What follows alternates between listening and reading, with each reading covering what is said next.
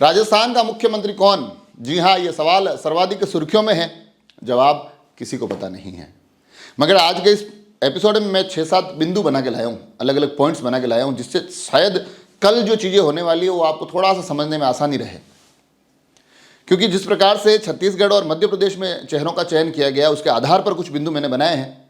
और अगर जो पैटर्न वहाँ दोनों ही स्टेट में तय किया गया, जिस पैटर्न पर वहाँ चेहरे चुने गए हैं, अगर वही स्थितियाँ राजस्थान में भी लागू होती है तो फिर इन बिंदुओं पर गौर करना बड़ा ही महत्वपूर्ण हो जाता है। हालांकि ये एक आखिरी पैमाना नहीं है। भाजपा जिस प्रकार से लोगों को चौंकाती है, अपनी चीज़ों से लोगों को अप्रत्याशित परिणाम देती है, तो किसी भी चेहरे के लिए हमें तैयार रहना चाहिए। मगर जो पैटर्न 2 स्टेट में फॉलो हुए हैं उससे कुछ बिंदु निकाल के लाया हूँ। और उसमें जो पहला बिंदु होता है वो ये कि दोनों ही जगह चेहरा अप्रत्याशित निकल कर आया है। जी हाँ, जहाँ छत्तीसगढ़ की बात करें तो वहाँ रमन सिंह, रेणुका जी, ये तमाम नाम चल रहे थे कि इनमें से कोई चेहरा मुख्यमंत्री बनेगा। मगर अचानक से विष्णुदेव साय के रूप में एक बिल्कुल अप्रत्याशित चेहरा मुख्यमंत्री के रूप में आगे आ जाता है। ऐसा ही कुछ मध्य प्रदेश में हुआ, जहां शिवराज सिंह चौहान, ज्योतिरादित्य सिंधिया, प्रहलाद पटेल, केंद्रीय मंत्री तोमर, विजय वर्गीय, ये तमाम जो चेहरे, बड़े चेहरे थे वहां उसकी राजनीति में, उनके जिक्र चल रहे थे। और अचानक से ये तमाम चेहरे दरकिनार करके एक अप्रत्याशित चेहरे के रूप में मोहन यादव वहाँ मुख्यमंत्री बना दिए गए।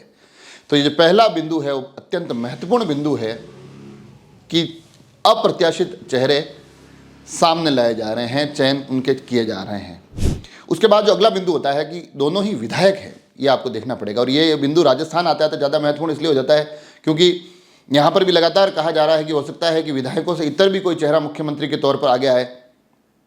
परंतु जो 2 प्रदेश में एक पैटर्न चला है, अगर पैमाना बनाए तो फिर उसकी गुंजाइश खत्म हो जाती है। क्योंकि दोनों ही चेहरे, विष्णुदेव साय और मोहन यादव, विधायक के तौर पर इस विधानसभा में पहुंचे हैं। तो यहाँ अगर ऐसा पैटर्न फॉलो होता है तो फिर हम मान के चले कि जो 115 विधायक चुने गए हैं उनमें से ही कोई चेहरा मुख्यमंत्री के तौर पर दिखाई देगा। एक बिंदु और बड़े अत्यंत महत्वपूर्ण है। इन दोनों ही चेहरों को अगर हम बड़े बारीकी से टटोले तो मुख्यमंत्री के तौर पर एक जो इतनी बड़ी जिम्मेदारी जिसके लेकर उनके नाम नहीं चल रहे थे, उसके लिए ये नए चेहरे हैं। मगर इनके पास संगठन और मंत्रालय के अनुभव जरूर है। इस बात पर गौर करना इसलिए भी जरूरी है क्योंकि जो एक मिश्रण होता है ना कई बार नेताओं में, कि संगठन, कई बार लोगों के पास संगठन का अनुभव होता है मगर मंत्रालयों का अनुभव नहीं होता है। कई बार मंत्रालयों का या इस प्रकार के प्रशासनिक कार्यों का अनुभव होता है मगर संगठन का अनुभव नहीं होता है। मगर ये दोनों चेहरे जो चुने गए हैं, इनके पास दोनों ही जगह का पर्याप्त अनुभव है।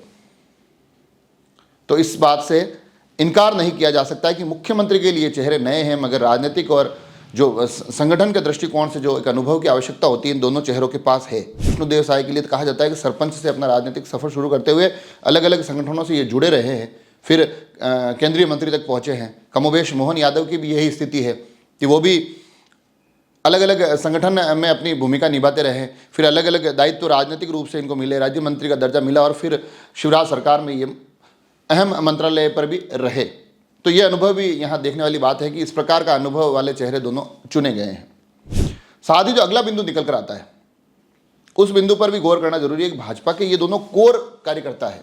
तो कहीं ना कहीं भाजपा यहाँ से ये संदेश भी देना चाहती है कि जो हमारे बिल्कुल कोर कार्यकर्ता का मतलब है कि जिस प्रकार से नरेंद्र मोदी के लिए कहा जाता है कि एक चाय बेचने वाला भी भारतीय जनता पार्टी में प्रधानमंत्री के पद तक पहुंच सकता है, जिस प्रकार से भारतीय जनता पार्टी बातों को दोहराती है कि हमारे यहाँ कोई भी छोटे से छोटी अंतिम पंक्ति में खड़ा हुआ कार्यकर्ता भी सबसे ऊपर के पद तक पहुंच सकता है।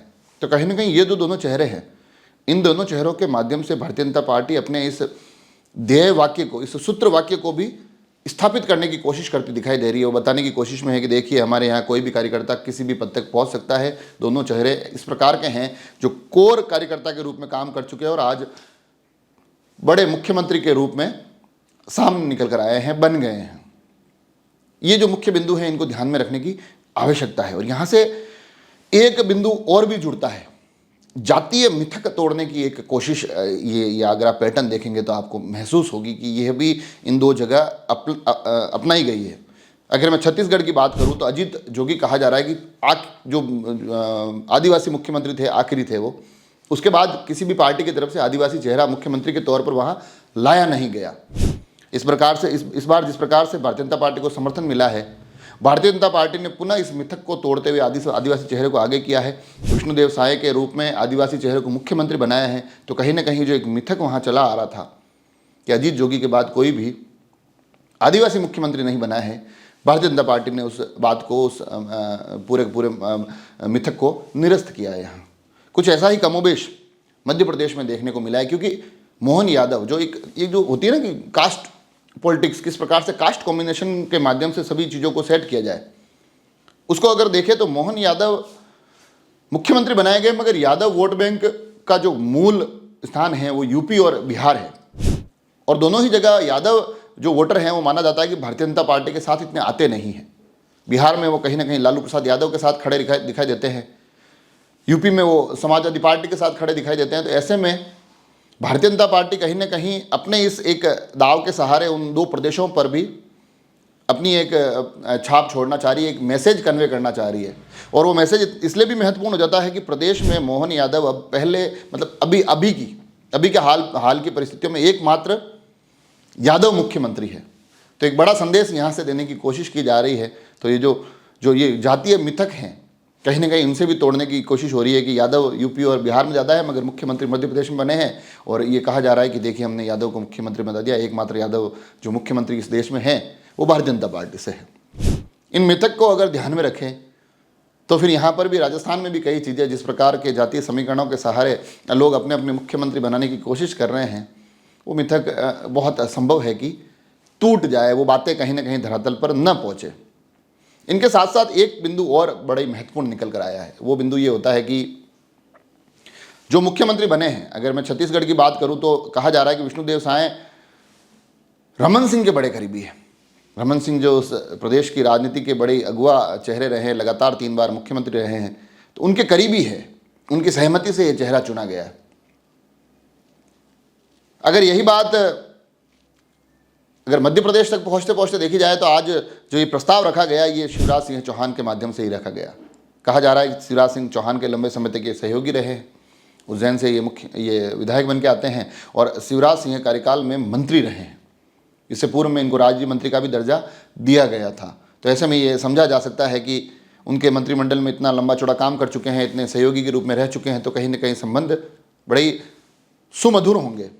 तो यहाँ भी सहमति वाली बात हो सकती है कि शिवराज सिंह से ले ली गई हो कि मोहन यादव को हम मुख्यमंत्री बनाने जा रहे हैं। अगर ऐसी स्थिति राजस्थान में आती है, क्योंकि यहाँ पर फिर शिवराज सिंह और रमन सिंह के कैडर का नाम होता है वसुंधरा राजे, तो अगर उनको नहीं बनाया जा रहा है या ऐसे संकेत अब इन बिंदुओं से मिल रहे हैं कि उनको शायद आगे ना लाया जाए, तो फिर उनकी सहमति बड़ी ज़रूरी हो जाएगी। इस बात को आप मान सकते हैं इन संकेतों के आधार पर। हालांकि जिस प्रकार के तेवर दिखाएं, उस तेवर के बाद में कितनी सहमति ली जाती है ये अलग विषय है, मगर अभी तक के जो ये बिंदु दिख रहे हैं उसके आधार पर सहमति बनाई जा सकती है। और एक बिंदु और यहाँ से बड़े महत्वपूर्ण निकल के आता है कि सिर्फ रमन सिंह को विधानसभा अध्यक्ष बनाया गया। बाकी रमन सिंह को जिस दिन विधानसभा अध्यक्ष बनाया उस दिन चर्चा ये चली थी कि फिर हो सकता है कि शिवराज सिंह वसुंधरा राजे भी विधानसभा अध्यक्ष के तौर पर देखी जाए, मगर आज एमपी में विधानसभा अध्यक्ष शिवराज सिंह को नहीं बनाया गया, इवन कोई वहाँ पद उनको नहीं दिया गया है। तो ऐसी स्थिति में अब यह भी तय हो गया कि भारतीय जनता पार्टी दूसरे बड़े चेहरों की इतनी ज़्यादा चिंता कर नहीं रही है। वो अपने फैसले सुना रही है, वो अपने चेहरों को आगे बढ़ा रही है, दूसरी पंक्ति का जो एक लीडरशिप है उस लीडरशिप को वो डेवलप कर रही है। इससे ज़्यादा वो चिंता कर नहीं रहे हैं। तो ये जो तमाम बिंदु वहाँ से निकल कर आए हैं, मगर इन बिंदुओं के साथ साथ एक चर्चा और चल रही है, वो चर्चा भी आप तक पहुँचानी जरूरी है। अब लोग कह रहे हैं कि जो एक कास्ट कॉम्बिनेशन की भारतीय जनता पार्टी कोशिश कर रही थी, छत्तीसगढ़ में आदिवासी चेहरा हो गया, मध्य प्रदेश में ओबीसी चेहरा हो गया, तब हो सकता है कि सामान्य वर्ग से कोई न कोई मुख्यमंत्री राजस्थान में दिखाई दे। और इस सामान्य वर्ग के चेहरे के साथ साथ एक बिंदु और जोड़ा जा रहा है कि 2 जगह पुरुष मुख्यमंत्री बने हैं, तो हो सकता है यहाँ नारी शक्ति को तवज्जो दी जाए, यहाँ कोई महिला मुख्यमंत्री के तौर पर आए। और महिला मुख्यमंत्री के जो चेहरे हैं, ये दोनों कॉम्बिनेशन जो बैठते हैं, उसमें राजसमंद सांसद दिया कुमारी भी कहीं ना कहीं खड़ी दिखाई देती है। वसुंधरा राजे को मैं थोड़ा सा अलग इसलिए रख रहा हूँ क्योंकि उनका चेहरा भारतीय जनता पार्टी किस तरह से आगे बढ़ाएगी अब वो देखने वाली बात होगी, क्योंकि अंदर खाने जो चीज़ें चल रही है, जो तेवर उन्होंने दिखाए हैं, उसके बाद भाजपा में चीज़ें इतनी आसान होती नहीं। और जिस प्रकार से किरोड़ीलाल मीणा से लेकर राजेंद्र राठौड़ तक उनके अब खिलाफ मुखर होकर बोल रहे हैं, तो स्थितियाँ परिस्थितियाँ इतनी सामान्य है नहीं। तो उनसे इतर कुछ चेहरों पर मैं चर्चा कर रहा हूँ, तो उसमें एक मजबूत चेहरा निकल कर आता है इस कॉम्बिनेशन में, वो दिया कुमारी जो राजसमंद सांसद भी रही है, अभी विद्याधर नगर से वो विधायक बनकर गई है, पार्टी लगातार उनको बैक करती रही है, तो वो एक चेहरा बनकर निकलते हैं। मगर मैं यहाँ पुनः दोहराना चाहूँगा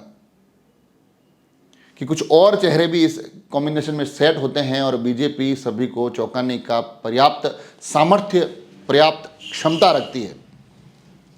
और उसके साथ साथ एक बात और भी कहनी बड़ी ज़रूरी हो जाती है कि जिस प्रकार से 2 प्रदेशों में चौंकाया गया है लोगों को, हो सकता है तीसरे प्रदेश में न चौंकाते हुए चौंकाया जाए कि देखो यहाँ हमने कुछ भी चौंकाने वाला काम नहीं किया, यहाँ जो लोग सोच रहे थे उन्हीं चेहरों में से एक चेहरे को हमने मुख्यमंत्री बना लिया, यहाँ जो आप लोग आकलन लगा रहे थे उन्हीं में से बना लिया, यहाँ हमने चौंकाने का काम नहीं किया। यह भी अपने आप में एक चौंकाना ही होगा। तो ये जो चीज़ें तमाम निकल कर आई है, अगर बिल्कुल जो 2 प्रदेशों का पैटर्न है वही चलता है तो मैंने आपको 6-7 बिंदु बता दिए, उन बिंदुओं के लिए तैयार रहिएगा। अगर इन बिंदुओं का यहाँ फॉलोअप नहीं होता है प्रदेश में राजनीति, क्योंकि 2024 को लेकर तमाम चीज़ें सोची जा रही है, तो प्रदेश में राजनीतिक दृष्टिकोण से फिर किस प्रकार से क्या होता है, तो वो उस पैमाने पर भी भाजपा चौंका सकती है कि लीजिए यहाँ सभी अनुमान आकलन एक अलग बनाए जा रहे थे, एपिसोड के माध्यम से अलग अलग बिंदु गिनाए जा रहे थे, मगर यहाँ हमने ऐसा कुछ नहीं किया।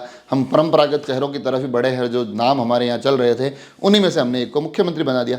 हो सकता है और होना भाजपा में इसलिए भी संभव है कि भाजपा ऐसे कड़े फैसले लेने की एक अब आदी हो चुकी है। मोदी और शाह की जो भाजपा है वो ऐसे कड़े फैसले भी लेती है, उनको अप्लाई भी कर देती है, उसके बाद परिणाम भी निकाल कर लेकर आ जाते हैं। और कमाल की बात, जो सबसे बड़ी बात है, चीज़ें लीक नहीं होती है। आज तक किसी को पता नहीं था कि ये 2 मुख्यमंत्री बनेंगे। कल राजस्थान का चेहरा स्पष्ट होना है, मगर अभी किसी को पता नहीं है कि कौन होने वाला है। तो ये अपने आप में बड़ी एक आश्चर्यजनक बात है कि मीडिया के इस मुकाबलों वाले दौर में भी चीज़ें ढक के रखी जा रही है, चीज़ें लीक नहीं हो रही है। खैर, मैंने इस एपिसोड में ये कुछ बिंदु आप तक पहुंचाए हैं। कोई ज़रूरी नहीं कि बिंदु ऐसे कैसे अप्लाई हो, थोड़ा सा विश्लेषण है, कर लिया, एक एपिसोड भी बन गया, कुछ चीज़ें भी स्पष्ट हो गई। बाकी की चीज़ें कल भारतीय जनता पार्टी के विधायक दल के बाद पूरी तरह से स्पष्ट हो जाएगी। आप सभी लोग जुड़े रहें राजसमंद एक्सप्रेस से। धन्यवाद।